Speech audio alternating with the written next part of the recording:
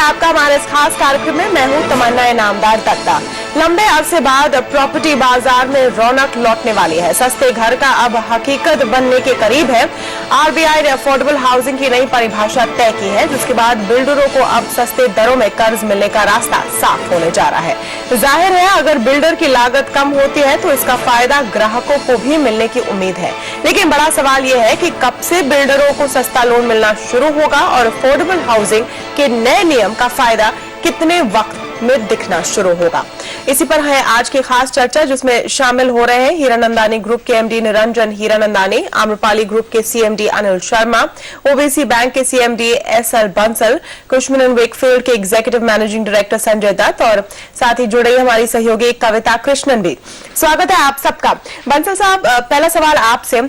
RBI ने affordable housing को infrastructure status दिया है। पहली बार अफोर्डेबल हाउसिंग के लिए एक ऑफिशियल डेफिनेशन, एक परिभाषा आई है।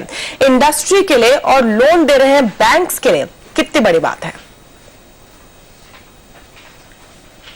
दोनों के लिए बड़ी बात है। डेवलपर के लिए बड़ी बात इसलिए है क्योंकि बैंक को जो है इसमें एक प्रेशर नहीं रहेगा प्रायोरिटी सेक्टर वाला।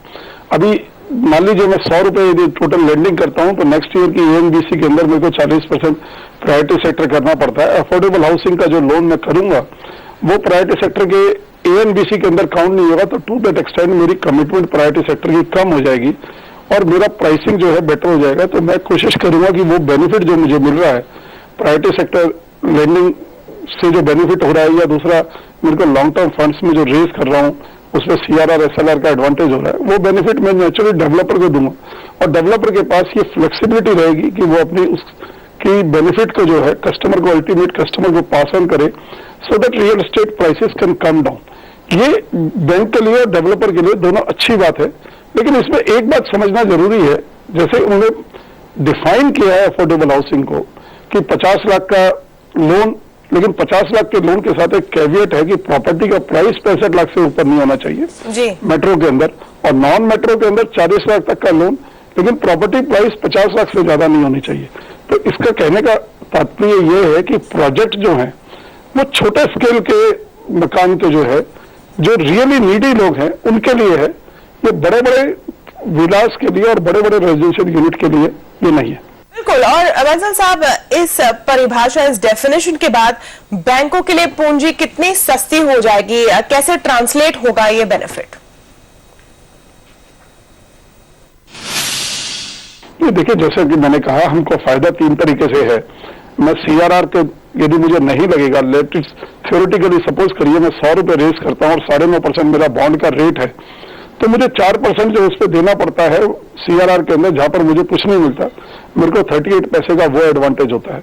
दूसरा, मैं एसएलआर के अंदर जब पैसे लगाता हूं तो उससे मुझे 870 मिलता है, और मैं लोन जो है मान लीजिए मैं 12% से करता हूं तो मेरे को 2.30 का जो बेनिफिट है वो 22.5% पे उसका एक बेनिफिट है। और तीसरा, मैं प्रायोरिटी सेक्टर का जो लेंडिंग है नॉर्मली बेस रेट के आसपास करता हूं और यहां पर मैं 12% करूंगा, तो वो मेरा जो प्रेशर है उसका ओवरऑल बेनिफिट। तो तीनों चीजों का मिला के मुझे लगता है लगभग मुझे 100 बेसिस पॉइंट से लेकर 110 बेसिस पॉइंट का एडवांटेज होगा, और इसमें से मैक्सिमम बेनिफिट हम जो है वो डेवलपर को पास करेंगे। यानी 1% से 1.10% तक बेनिफिट आप पास ऑन कर सकते हैं डेवलपर्स को। निरंजन हीरानंदानी जी और अनिल शर्मा जी हमारे साथ मौजूद हैं।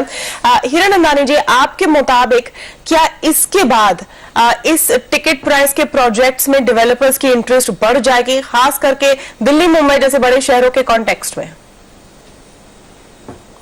मेरे अंदाज से जरूर बढ़ जाएगी, क्योंकि मेन एक हिचकिचाहट होती थी कि हमारा जो कॉस्ट ऑफ फंड्स है वो बहुत ही ज्यादा रह जाएगा, एंड कंबाइंड विथ जो टैक्स डिडक्शन हो गया है 1.5 से 2 लाख रुपए, वो भी काफी फर्क पड़ जाता है। क्योंकि लोग ये सोचते हैं कि अब सरकार की एक डायरेक्शन है, दृष्टि है कि they will make it more affordable over a period of time. I think very positive, very distinctively proactive. बिल्कुल, लेकिन ग्राहकों का क्या? क्योंकि अनिल शर्मा जी, सवाल ये बनता है कि ये सब कब तक होगा? पहली बात। और दूसरी बात, ये कब तक ग्राहकों तक ट्रिकल डाउन होगा? क्या इसका मतलब ये है कि बिल्डर्स जो नए प्रोजेक्ट्स या जो मौजूदा प्रोजेक्ट्स हैं उसके दाम कम कर सकते हैं ताकि वो इस अफोर्डेबल हाउसिंग कैटेगरी में फिट हो? देखिए तमन्ना, दो बातें हैं। एक पहली बात तो जो हमें बजट के थ्रू जो ATC या 24B के तहत जो छूट मिली है कंज्यूमर के लिए, वो एक बहुत बड़ा राहत है। उसके चलते क्या हुआ है कि जो डिमांड डे टू डे बढ़ रहा है। और दूसरी सबसे बड़ी बात है जो ये पॉलिसी आई है गवर्नमेंट की, इससे बिल्कुल स्पष्ट होता है कि गवर्नमेंट ने अपने विजन में, अपने मैनिफेस्टो में जो कहा था कि अफोर्डेबल होम्स के लिए हम लोग एक इंडस्ट्री के स्टेटस के बराबर का दर्जा देंगे। तो आज जब RBI का एक मैंडेट आ चुका है, एक नोटिफिकेशन आ चुकी है, तो उसके तहत सही बंसल साहब ने बहुत अच्छी बात कही कि उसके साथ अगर हमारा लेंडिंग रेट कम जाएगा और अगर उस लेंडिंग रेट को हम लोग भी पास ऑन कर देंगे कंज्यूमर पर, और ये बहुत जल्द, ऐसा नहीं है, जब नोटिफिकेशन आ गया है तो इस पे सारी बातें अब शुरुआत हो जाएगी। और तीसरी सबसे बड़ी बात है कि जितनी हमसे जुड़ी हुई एंसिलरी एक्टिविटीज है, जो छोटे छोटे SMEs हैं जो हमें बिल्डिंग मटेरियल्स देते हैं, उनके ऊपर एक बहुत अच्छा डिमांड का प्रेशर आएगा और उनकी इंडस्ट्री भी, मैन्युफैक्चरिंग सेक्टर भी इससे ग्रो करेगी। लेकिन आप कह रहे हैं इकोनॉमिक स्टेप, बिल्कुल, लेकिन आप कह रहे हैं कि इससे डिमांड बढ़ेगा और जो ATC में छूट दी गई है बजट में, उसके बाद भी डिमांड पिकअप हो रही है। क्या बढ़ते हुए डिमांड के साथ दाम घटेंगे या और बढ़ेंगे? वैसे एक रियलिटी चेक ले लेते हैं। कविता कृष्णन हमारे साथ मौजूद है। कविता, अगर सिर्फ बड़े शहरों की बात करें, यहाँ पर मापदंड है, क्राइटेरिया है कि 65 लाख का घर होना चाहिए, जिस पर अगर आप 50 लाख का लोन ले रहे हैं तब इस तरह का आपको बेनिफिट मिल सकता है अगर बैंक और बिल्डर आपको पास ऑन करें। पहले तो देख लेते कि 65 लाख के घर कहां मिल रहे हैं दिल्ली और मुंबई जैसे शहर में। जी तमन्ना, दिल्ली और मुंबई शहर के अंदर तो आपको 65 लाख में घर मिलने से रहा। ऐसे इस बजट में, इस टिकट साइज में अगर घर खरीदना हो तो शहर से आपको काफी दूर जाना पड़ेगा। अब मुंबई की बात ले ले तो मुंबई में पनवेल, जो कि नवी मुंबई है, पनवेल में 3800 से 6400 के बीच आपको मकान मिलेंगे। यानी 1000 स्क्वायर फीट का अगर आप मकान लेते हैं तो 65 लाख के अंदर आपको मिल जाएगा। इसी तरह डोंबिवली जो ईस्टर्न सबर्ब्स में पड़ता है, डोंबिवली और कल्याण दोनों ही तरफ 5000 से 6000 और 4500 से 5500 के टिकट साइज में आपको मकान मिल जाएंगे। विरार जो वेस्टर्न सबर्ब में पड़ता है, वहां पर 4500 से 5500 के बीच में आपको मकान मिल जाएंगे। इसी तरह अगर दिल्ली NCR की बात करें तो ग्रेटर नोएडा, नोएडा एक्सप्रेसवे, पुराना फरीदाबाद और NH24 में आपको इस तरह के मकान मिलेंगे। ग्रेटर नोएडा में 2700 से 7500 के बीच का टिकट साइज होगा। नोएडा एक्सप्रेसवे में 3400 से लेकर 6500 रुपए में मकान आपको मिल जाएंगे। पुराना फरीदाबाद में 4200 से 6000 रुपए प्रति स्क्वायर फुट का रेट चल रहा है। तो वहीं NH24 में 2200 से लेकर 2600 रुपए प्रति स्क्वायर फुट के रेट्स है। अब अच्छी बात इसमें यह है कि जैसे ग्रेटर नोएडा, नोएडा एक्सप्रेसवे वगैरह है, वो शहर से जुड़ी हुई है, वहां पर इंफ्रास्ट्रक्चर बन चुका है, इसीलिए वहां पर मतलब हैबिटेबिलिटी ज्यादा है। यहां पर आप घर खरीद कर आप ट्रैवल कर सकते हैं। मुंबई की अगर बात करें तो जिस तरह पनवेल है, डोंबिवली है, विरार, कल्याण डोंबिवली वाला जो इलाका है, यहाँ पर काफी सप्लाई आ रहा है। लोकल ट्रेन का नेटवर्क, लोकल ट्रेन से ये जुड़ा हुआ है और अच्छा खासा इंफ्रास्ट्रक्चर अब बनने की यहाँ पर उम्मीद भी बताई जा रही है। जी, यानी इस क्राइटेरिया में फिट होने के लिए आपको काफी कॉम्प्रोमाइजेस करने पड़ेंगे, तब भी जाकर आपको इसका फायदा मिलेगा। इसको देखते हुए संजय दत्त जी हमारे साथ जुड़े हुए हैं फोन लाइन पर कुशमोहन वेकफील्ड से। इसको देखते हुए क्या ये कहना फेयर होगा कि इस अफोर्डेबल हाउसिंग की जो विजन है, फिलहाल मुंबई और दिल्ली में जो लोग घर ढूंढ रहे हैं वो इसके बाहर रहेंगे कुछ समय तक? ये है कि ये पॉजिटिव मूव है, चाहे दिल्ली में हो, मुंबई में ना हो और आउटर पेरिफेरियल लोकेशंस में इसका बेनिफिट माना जाएगा, जैसे कविता ने बोला है। लेकिन आपको ये समझना चाहिए कि वहां पे भी डिमांड है, वहां पे भी एक वर्ग रहता है, एक अफोर्डेबिलिटी मांग रहा है और उसको मिल नहीं रही है। तो अगर कोई भी आपको इस तरीके का बेनिफिट, सरकार ऐसा कदम उठाती है और उसको बैंक्स के माध्यम से डेवलपर को चीप कैपिटल मिलती है और उसको कस्टमर को पास ऑन किया जाता है, तो उसका एक मोमेंटम है। तो जो एक लो कॉस्ट हाउसिंग का जो हम पिरामिड बनाते हैं, तो सबसे ज्यादा कस्टमर बेस जो है वो इसी वर्ग का है, जो कि डेवलपर्स परहैप्स इतनी तादाद में इसके ऊपर फोकस नहीं कर रहे थे। और इस पॉलिसी के माध्यम से एक संकेत दे रही है सरकार कि यहाँ की तरफ आप अग्रसर होइए, इस सेगमेंट को आप बढ़ाइए, तो हम आपको और बेनिफिट देंगे। और आज की डेट में डेवलपर्स भी चाहते हैं कि वो एक ऐसे सेगमेंट में एंटर करें जहां पे वॉल्यूम्स हो, जहां पे कैश फ्लो हो और ज्यादा से ज्यादा माल अपना बेच सकें। तो इन सबको नजर में रखते हुए अगर थाना district, Raigarh district, greater Noida, Faridabad, Manesar ऐसी जैसी बेल्ट में अगर एक्टिविटी ज्यादा होगी, बिल्कुल, लेकिन वो भी क्या अच्छा है। क्या क्या ये क्लैरिटी है कि क्या एनसीआर या एमएमआर एरियाज जो मुंबई और दिल्ली के बाहर के एरियाज हैं वो इस क्राइटेरिया में आते हैं कि नहीं, 65 लाख के क्राइटेरिया में आते हैं, या तो फिर वो 50 लाख वाले क्राइटेरिया में चले जाते हैं? हीरानंदन जी, आपके मुताबिक क्या इस पर सफाई अब आनी है या काफी क्लैरिटी है?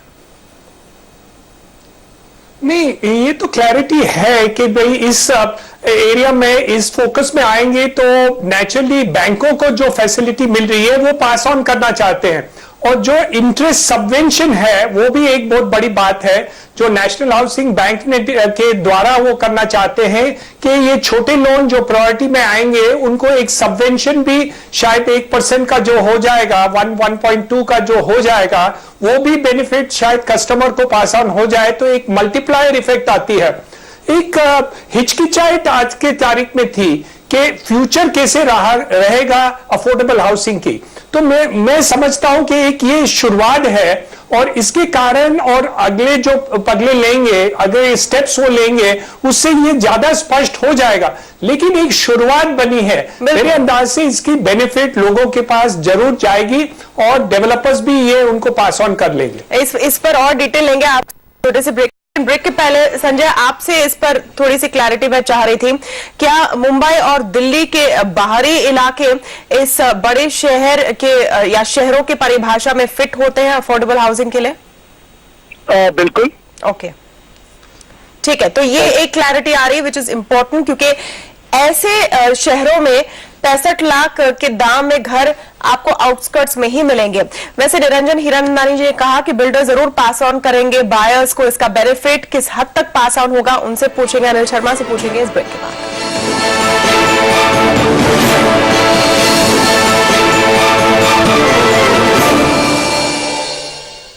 घर खरीदारों के लिए शायद ऐसा मौका पिछले कई सालों में नहीं आया है। एक तरफ आरबीआई के नए नियमों ने घर बनाने वाले जो कंपनियां हैं, जो डेवलपर्स हैं, उनके लिए फंड्स सस्ते कर दिए हैं। दूसरी तरफ आपके इंटरेस्ट कंपोनेंट पर आपको जो टैक्स रियायत मिलती है वो भी बढ़ गई है। और खुद बजट में वित्त मंत्री ने 4000 करोड़ का ऐलान किया है फॉर अफोर्डेबल हाउसिंग। तो क्या यही समय है और कितने और सुविधाएं मिलेंगे, इस पर हम चर्चा कर रहे हैं। एसएल बंसल साहब हमारे साथ बने हुए हैं। बंसल साहब, पिछले साल सरकार ने एक इंटरेस्ट वेवर स्कीम का ऐलान किया था, सबवेंशन स्कीम का, सस्ते मकानों के लोन पर। क्या वो भी अब साथ साथ में चलती जाएगी? जब तक अनाउंसमेंट नहीं होता तब तक तो स्कीम जारी है। उसके अंदर अभी तक क्योंकि कोई अनाउंसमेंट नहीं हुआ तो वो स्कीम जारी है, लेकिन वो बहुत छोटे लोन के लिए है। और मुझे लगता है कि सरकार उस पर अपना जो एम्फोसिस है वो जारी रखेगी और मुझे इस स्कीम के बंद होने की अभी निकट भविष्य में तो कोई संभावना नहीं दिखती जी। और इस बीच एसबीआई ने भी ऐलान किया है कि जो उनकी खास स्कीम थी विमेन बोरोवर्स के लिए और फर्स्ट टाइम बोरोवर्स के लिए, वो भी वो एक्सटेंड रखेंगे। तो फंडिंग साइड से काफी रियायत मिल रही है अनिल शर्मा जी, लेकिन बात अब उसी पर आकर अटकती है। निरंजन हीरानंदानी जी ने भी कहा कि ट्रांसलेट होगा बेनिफिट बायर्स के लिए, कितना और कब तक?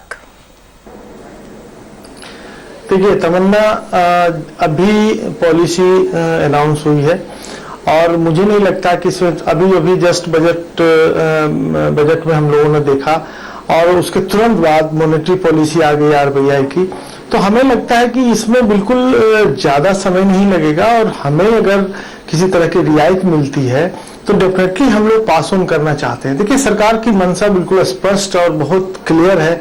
अभी तक हम लोगों ने ऐसा एक्सपीरियंस नहीं किया कि इतने अच्छे अफोर्डेबल होम सेगमेंट के लिए इतनी अच्छी पॉलिसी आ सकती है, क्योंकि जो हमारे यहाँ पूरे देश में 55% से ज्यादा मिडिल और लोअर मिडिल क्लास हैं जो अफोर्डेबल होम के कंज्यूमर हैं। ऐसी स्थिति में गवर्नमेंट ने इतनी अच्छी पॉलिसी दी है कि इसके कारण मैन्युफैक्चरिंग सेक्टर भी मजबूत होगा और हमारे जो लेंडिंग रेट हैं वो सस्ते होंगे। इसके अलावा जो हाउसिंग लोन है वो भी कॉम्पिटिटिव हो जाएंगे, और जो हमारे बायर्स हैं उनको जो छूट मिल रही है वो तो मिलेगी ही, और उसके अलावा उनको हाउसिंग लोन में भी देखिएगा धीरे धीरे गिरावट आएगी। तो जिस तरीके से जो पॉलिसीज हैं वो बिल्कुल होम बायर्स के लिए और डेवलपर के लिए और उनसे जुड़े हुए 250-300 मैन्युफैक्चरिंग सेक्टर के लिए वो बहुत ही अनुकूल है, और इसका प्रभाव देखिएगा बहुत जल्द से शुरू होगा, क्योंकि जब सरकार ने पॉलिसी बनाने में डिले नहीं किया तो फिर हम लोगों को इसका जो लाभ है, उसका जो बेनिफिट है कंज्यूमर को पास ऑन करने में हम लोग भी किसी तरह का डिले नहीं करें। नहीं, और बिल्कुल डिमांड भी बहुत है अफोर्डेबल हाउसिंग के लिए। अनुमान है कि 1.8 करोड़ घरों की डिमांड है शहरों में जो अफोर्डेबल हाउसिंग की श्रेणी में आते हैं। लेकिन निरंजन हीरानंदानी जी, समय लगेगा। मैं समझती हूँ कि आप लोग कैलकुलेट करेंगे कि कितना बेनिफिट पास ऑन हो सकता है, लेकिन आपकी back of the envelope calculation क्या है? क्योंकि जैसे बंसल साहब कह रहे हैं 1 से 1.5% तक उनको बेनिफिट मिलेगा जो वो पास ऑन करेंगे, लेकिन सिर्फ कॉस्ट ऑफ फंड्स आपकी कॉस्ट नहीं है, बहुत सारी दूसरी चीजें भी हैं। कितना फायदा आपको होते दिखता है?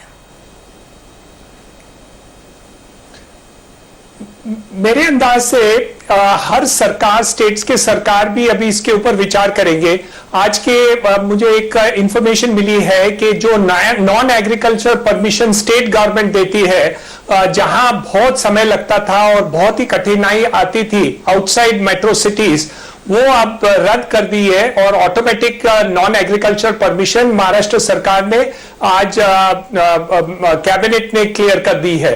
तो मेरे अंदाज से ऐसे क्लियरेंसेस आते रहेंगे जहां स्टेट्स भी एक्सेसिव टैक्सेशन जो लगाती थी और वगैरह परमिशन देने में समय लगाते थे, और वो कम कर दें, समय कम हो जाए, और उनके ऊपर जो कैपिटल कॉस्ट के ऊपर ब्याज लग रहा था, हमारी जो परवानगी पहले 3 महीने में मिलती थी, अब 3 साल में नहीं मिलती, वो शायद परमिशन अब जल्दी मिल जाएगी। तो automatically overall cost of construction, cost of interest and cost of overhead कम हो जाएगी, और हमारी जो अफोर्डेबल कॉस्ट की रेंज आ जाएगी। वो जो रेंज में सरकार हमें अब सजेस्ट करती है उस रेंज में हम आ सकते हैं, लेकिन इसके लिए ये एक ओवरनाइट नहीं हो सकता। जैसे बंसल साहब ने कहा, इसको एक स्टेजेस पर आ जाएंगे, और मेरे अंदाज से ये stage by stage her state इसके ऊपर फायदा देंगे लोगों को लिए, और अफोर्डेबिलिटी की एक रियलिटी बन जाएगी।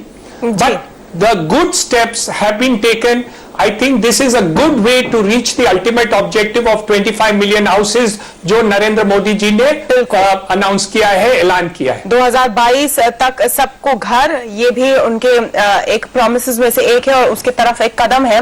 लेकिन बंसल साहब सब यही जानना चाहते हैं कि अगर बैंकों की लागत कम होगी, बिल्डरों को भी सस्ता कर्ज मिलेगा, खरीदारों को कब फायदा मिलेगा?